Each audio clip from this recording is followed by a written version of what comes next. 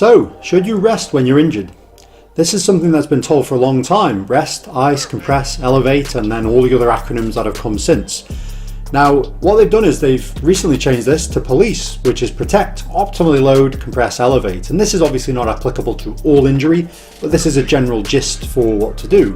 And they took rest out of the equation because simply rest has now been shown to be not very beneficial.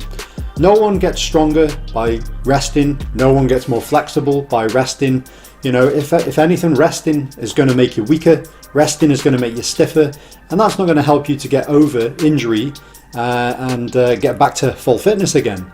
So the key is trying to basically find the sweet spot, the Goldilocks zone. So when you hurt yourself, it's about listening to your body, training up to and around the problem. And that's another thing, you can train the other side of your body, you can train your upper body if it was like an ankle sprain on one side. Obviously you can train, you know, the joints above it.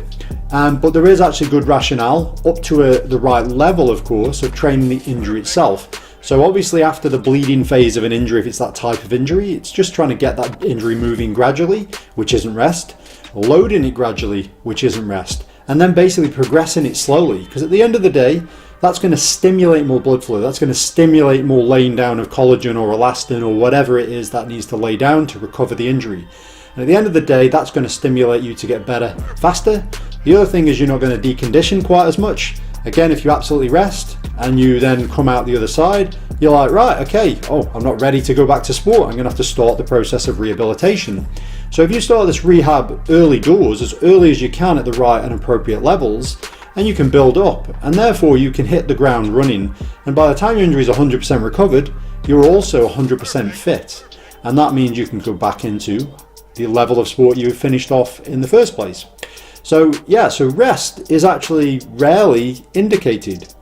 Even in fracture, the first hip replacements, or the first hip fracture should I say, they used to bolt them rock hard solid, and there was no movement in the fracture, as we think was, you know, the right thing. What they found is it didn't heal that well. So now they put things in which called like a dynamic hip screw. So a dynamic hip screw is allowing a bit of movement at the fracture site, which they found actually stimulates better bone healing. So even within bone, obviously to a point, some movement, therefore some non-resting, is actually kind of good for it. So anyway, that's everything on the rest video, so I'll see you next time.